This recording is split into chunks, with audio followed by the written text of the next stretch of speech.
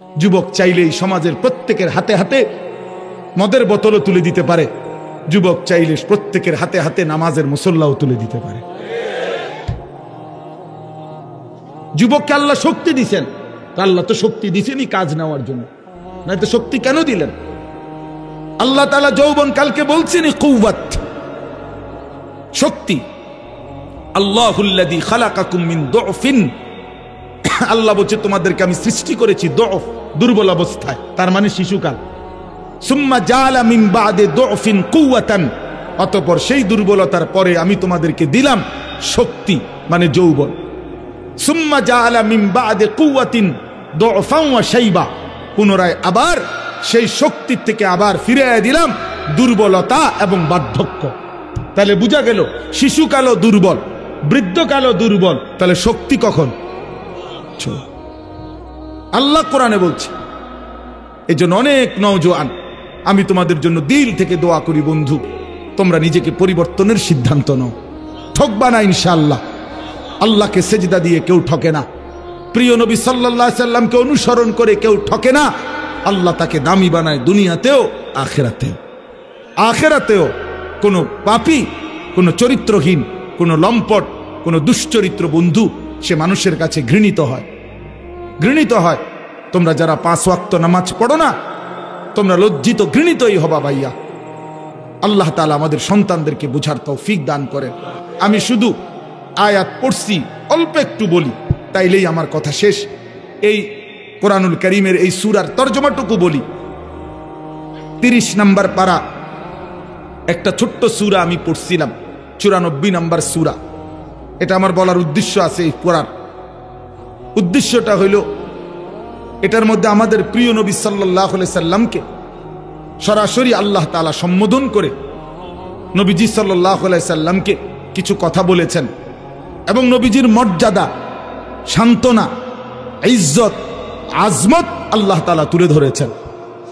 এখানের মূল বিষয়টা হইল প্রিয় নবী সাল্লাল্লাহু আলাইহি সাল্লাম 40 বছর বয়সে তিনি যখন ইসলাম প্রচারের দায়িত্ব পেলেন, আল্লাহ বললেন মানুষকে আল্লাহর দিকে ফিরাবার, তখন একটা মিনিট শুধু চিন্তা করেন যে নবীজি সাল্লাল্লাহু আলাইহি সাল্লাম একটা মিনিট ভাবেন, শুধু 40 বছর বয়সে আল্লাহ পাক যখন ওনাকে দায়িত্ব দিলেন তখন তিনি কোন সমাজে দাঁড়াইলেন।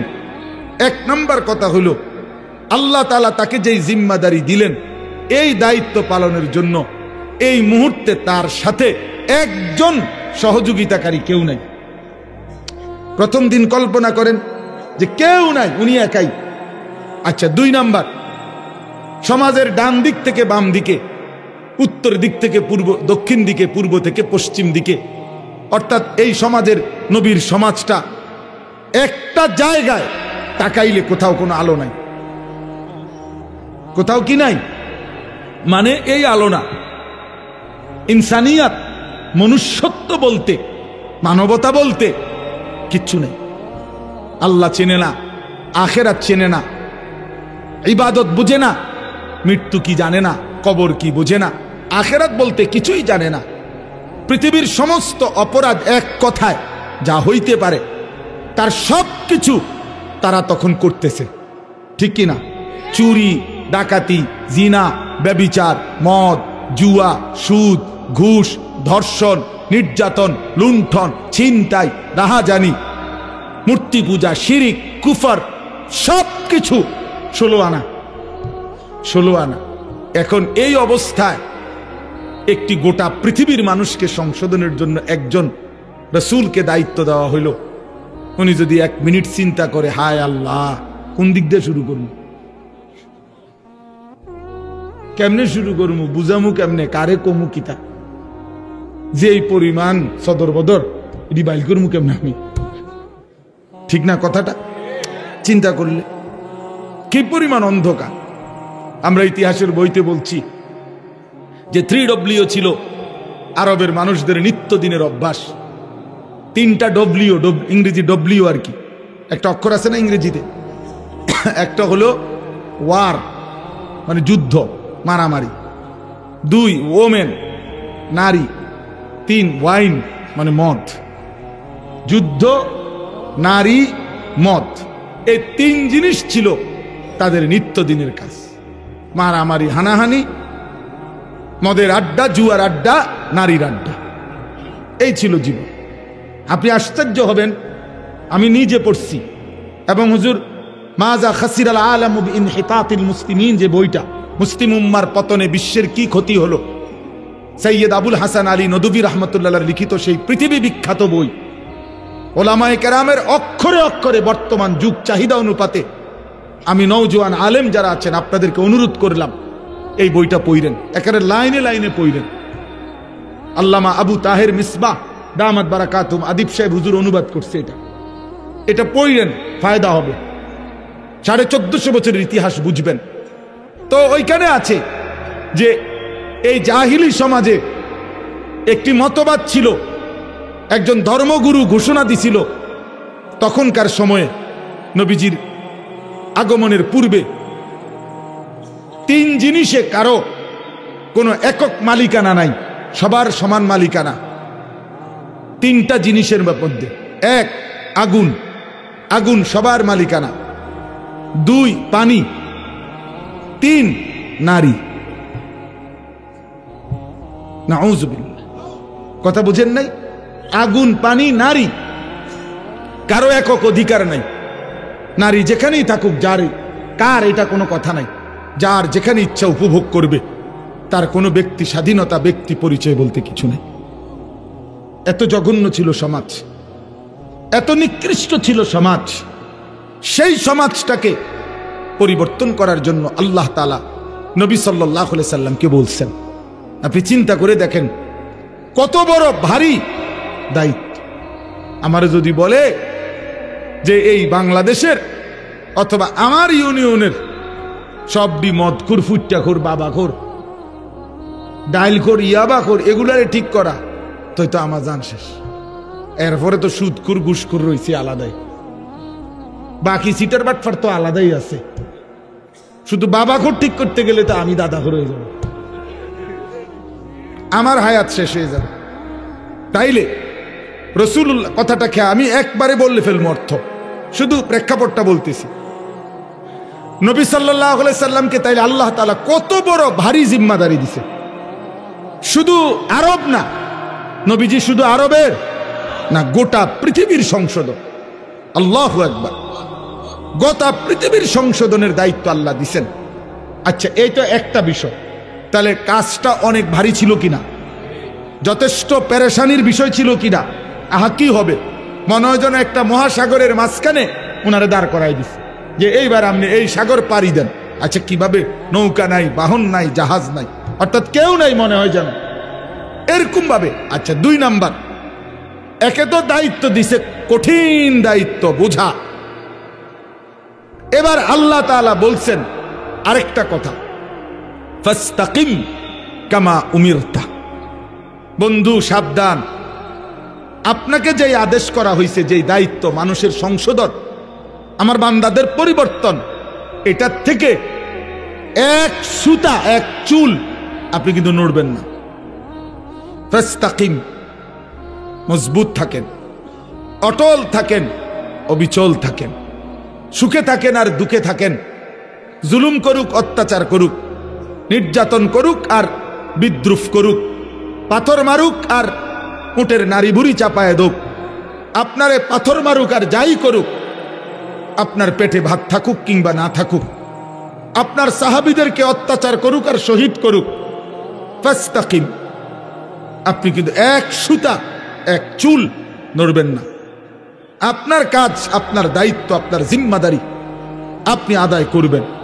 তাহলে এবার দুইটা বিষয়, এক, দায়িত্বটা অনেক ভারী, আবার বলছে বাদ দন যাইতো না, ছাড়ন যাইতো না। বিষয়টা কেমন কঠিন হয়ে গেল, কঠিন হয়ে গেল কিনা? রাসূলুল্লাহ সাল্লাল্লাহু আলাইহি সাল্লাম এই পেরেশানি, চিন্তা, উম্মতের ফিকির, সংশোধনের ফিকির, মানুষকে আল্লাহর দিকে ফিরাবার ফিকির, নবীজির অবস্থা হয়েছে যেন এমন যে কোমর বাঁকা যাইতেছে, অর্থাৎ টেনশনে, আহা আমি কি করব, কিভাবে করব? তো আল্লাহ তাআলা বলেন, বন্ধু এই সব কিছুর মোকাবেলায় আপনি শুধু এবার শুনেন, যার আল্লাহ আছে তার তো সবই আছে, তার সবই তো আছে। তো আমি সব ব্যবস্থা করতেছি। আপনারা দায়িত্ব দিয়া, আমি তো আজার না, আমি আপনার জন্য সিস্টেম করতেছি, সবটা আমি সিস্টেম করে দেব।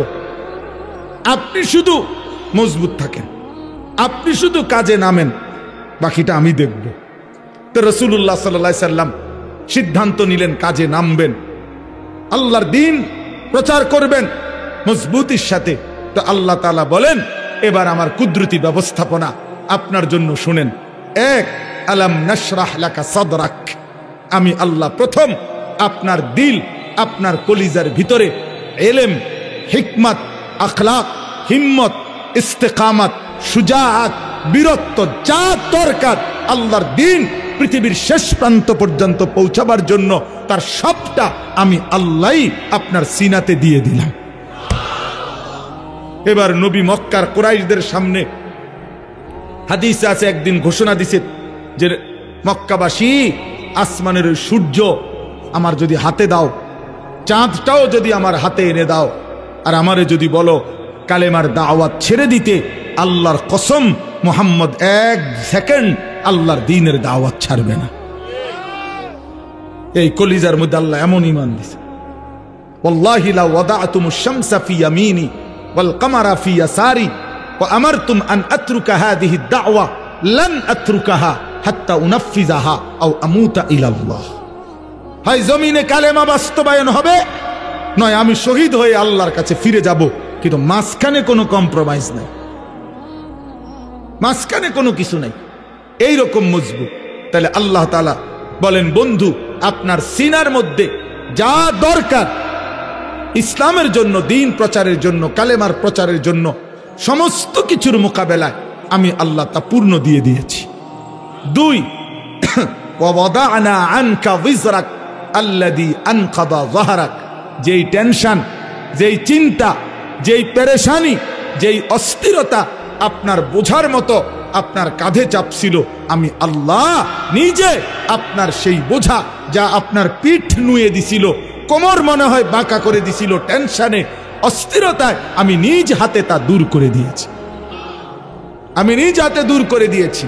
আপনি শুরু করছেন, আমি আল্লাহ একজন একজন করে আপনার পক্ষে ইমানদার আনতে থাকছি।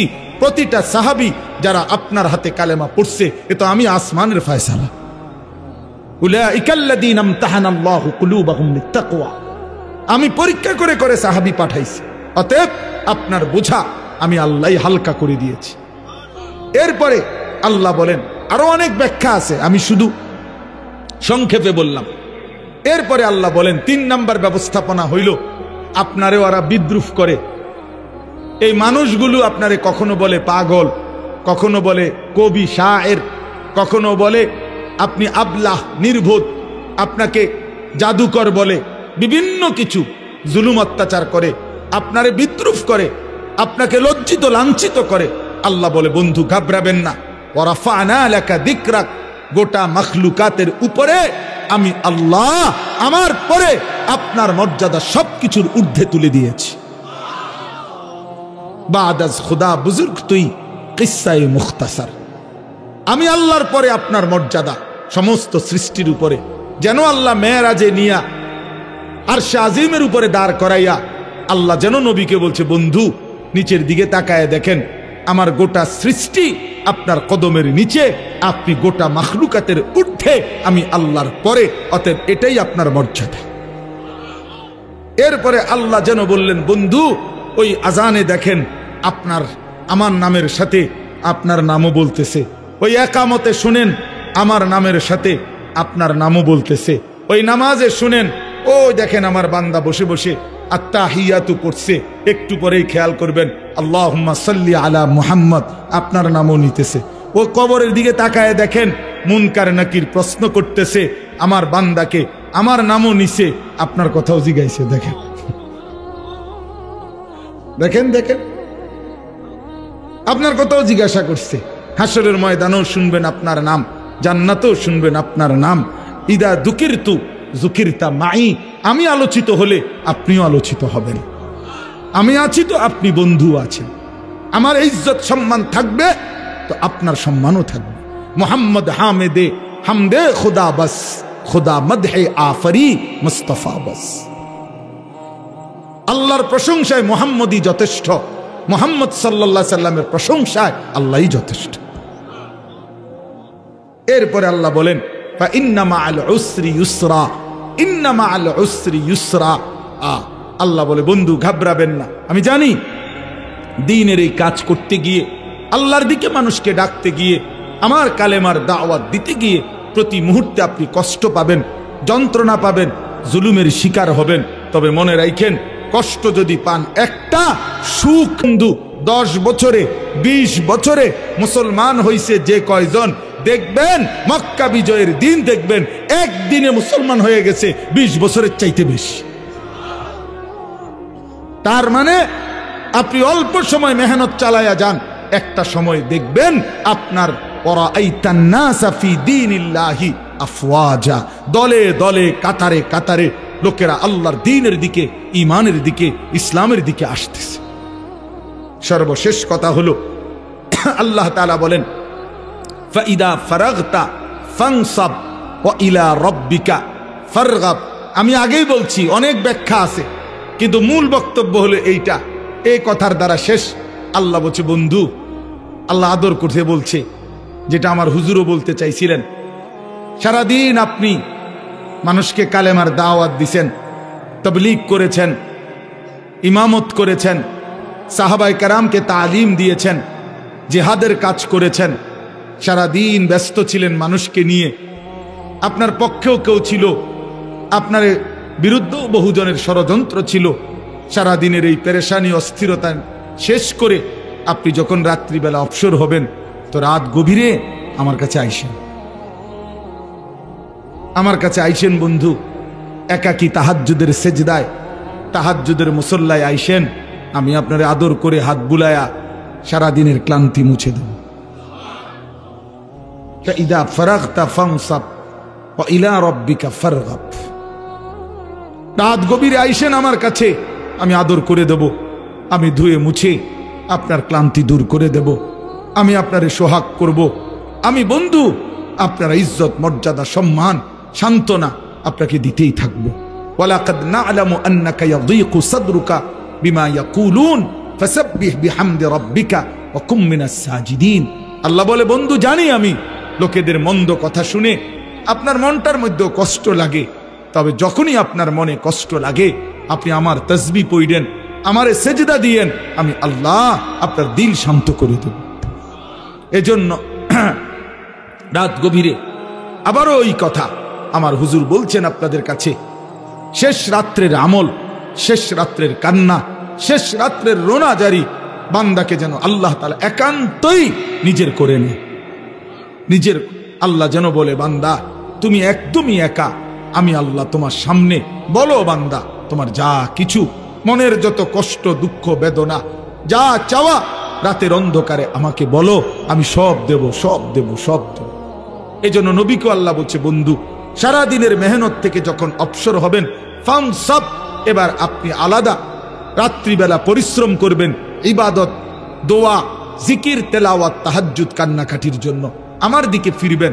আমি আল্লাহ আপনার সমস্ত ক্লান্তি, পেরেশানি, দুঃখ দূর করে দেব। এজন্য শেষ একটা কথা বলি, তায়েফের ময়দান থেকে নবীজি সাল্লাল্লাহু আলাইহি সাল্লাম যখন রক্তাক্ত হয়ে ফিরে আসছিলেন, তখন যেই রাত্রিবেলা যেই আঙ্গুর খেজুরের বাগানে নবী আশ্রয় নিছিলেন, তো সেদিন রাত্রে রক্ত মাখা শরীর নিয়ে আল্লাহর নবী রাত গভীরে একটা লম্বা দোয়া করছিলেন। হাদিসে এই দোয়াটা আছে, লম্বা দোয়া। নবীজি সারাটা শরীর রক্তাক্ত, পায়ের জুতার সাথে লেগে গেছে জমাট রক্ত।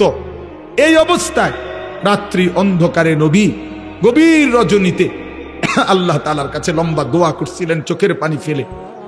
ওইখানে একটা কথা নবীজি সাল্লাল্লাহু আলাইহি সাল্লাম বলছিলেন যে আল্লাহ আপনি আমারে ইলা মান তাকিলনি, এই মাওলা আপনি আমারে কার কাছে পাঠাইলেন, কার কাছে পাঠাইলেন? ইলা বাঈদিন ইয়াতাজাহামুনি, আপনি বুঝি আমারে এমন দূরের অপরিচিত মানুষের কাছে পাঠাইলেন যারা আমারে, আমি তাদেরকে আপনার দিকে ডাকলাম, তারা আমারে এভাবে পাথর মারলো। কোন নবীকে বুঝি মানুষ এভাবে মারে, কল্যাণকামীকে মানুষ বুঝি এভাবে মারে।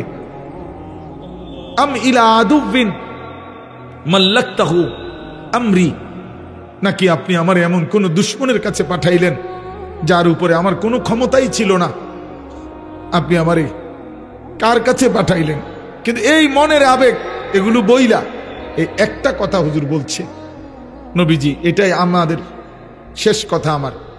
নবীজি তখন বলছে, আল্লাহ যা বলছি তা তো মনের কষ্টে বলছি, কিন্তু শেষ কথা হলো মাওলা ইন লাম তাকুন আলাইয়া গাদাবুন ফালা উবালি, শুধু রাত গভীরে বলেন আপনি যদি আমার উপরে নারাজ না হন, আপনি যদি আমার উপরে রাগ না করেন, আপনি যদি খুশি থাকেন, ফালা উবালি, আমি কোনো পরোয়া করি না, আমি কোনো পরোয়া করি না।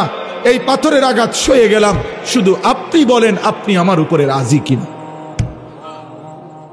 এই কথাটা বলছে মাওলা, যদি বলেন আপনি খুশি, আমার সারা দেহ রক্ত ঝরুক, কোনো অসুবিধা নাই। এজন্য সাদ তুমি ভালো করো নাই, তুমি তোমার গুন্ডা সন্ত্রাসী দিয়ে ইমানদারের রক্ত ঝরিয়েছ, কিন্তু তুমি জানো না রক্ত ঝরানো শহীদের খুন ঝরা এ তো রাসূলুল্লাহ সাল্লাল্লাহু আলাইহি সাল্লামের দেহ মুবারক থেকে ঝরেছে। যদি মুমিনের উপরে আল্লাহ রাজি হয়, উলামায়ে কেরাম আজকে নতুন করে একদিন দুই দিন না, রাসূলুল্লাহ সাল্লাল্লাহু আলাইহি সাল্লাম যে ওয়ারাসাত উত্তরাধিকার উম্মতের উলামায়ে কেরামকে দিয়ে গেছে, 1450 বছরের উম্মতের উলামায়ে কেরাম আপনাদের পাহারাদার। আপনারা শুনতে চাইলেও আমরা বলবো, আপনারা শুনতে না চাইলেও আমরা বলবো, যেখানেই অন্যায়, যেখানেই কুফর, যেখানেই শিরিক, যেখানেই বিদআত, যেখানেই গোমরাহি, সেখানেই উলামায়ে কেরামের প্রতিবাদ। এটা চলতেই থাকবে, এটা চলতেই থাকবে, এটা চলতেই থাকবে, এটা চলতেই থাকবে। এই জন্য যুগ যুগ ধরে উলামায়ে কেরাম আপনাদের ঈমান আমলের পাহারাদারি করে, পাহারাদারি করে। ইমাম মুহাম্মদ রাহমাতুল্লাহ আলাইহি সারা রাত ঘুমাইতেন না, আমরা কিতাবে নিজে পড়ছি। ইমাম আবু হানিফার ছাত্র ইমাম মুহাম্মদ সারা রাত ঘুমাইতেন না, মাসআলা লিখতেন, ফতোয়া লিখতেন। তো উনারে জিগাইতো, হযরত আপনি ঘুমান না কেন? উনি বলতো, জানো এই দেশবাসী আমার মতো এক মুহাম্মদ ছোট্ট, তার উপরে ভরসা করে তারা ঘুমায়, তারা ভাবে মুহাম্মদ জেগে আছে, সে আমাদের জন্য শরীয়তের মাসআলা গবেষণা করতেছে, আমাদের যা জরুরত আমরা তা তার কাছে জিজ্ঞাসা করে নেব, এই আশায় সাধারণ জনগণ আরামসে ঘুমায়। যে মানুষ আমাদের উপরে ভরসা করে ঘুমায়, আমি কেমনে ঘুমাই তাদের এত বড় দায়িত্ব নিয়ে? কাইফা আনামু ওয়ান নাসু ইয়ানামুনা তাওয়াক্কুলান আলাইনা। এই আরবি আবার, আমি কিভাবে ঘুমাবো অথচ মানুষ তো আমার উপরে আস্থা রেখে ঘুমায়। যে মুহাম্মদ জেগে আছে, সে লিখতেছে, সে মাসআলা লিখতেছে। আল্লাহ তাআলা আপনাদের সবাইকে কবুল করে নেন। আজকের এই তাফসীর মাহফিলে আল্লাহ তাআলা আপনাদেরকে ভরপুর বরকত দান করেন। কোরআনের সাথে থাকবেন তো ইনশাআল্লাহ, আল্লাহর দ্বীনের উপরে থাকবেন তো ইনশাআল্লাহ, উলামায়ে কেরামের সাথে থাকবেন তো ইনশাআল্লাহ। হ্যাঁ, আল্লাহ তাআলা আপনাদেরকে কবুল করেন, তৌফিক দান করেন। 10 দিন ব্যাপী তাফসীরুল কোরআন মাহফিলের সমস্ত আলোচনা আল্লাহর কোরআনের নূর আমাদের দিলের মধ্যে আল্লাহ জ্বালায়া দেন। আমিন। সুবহানাল্লাহি ওয়া বিহামদিহি।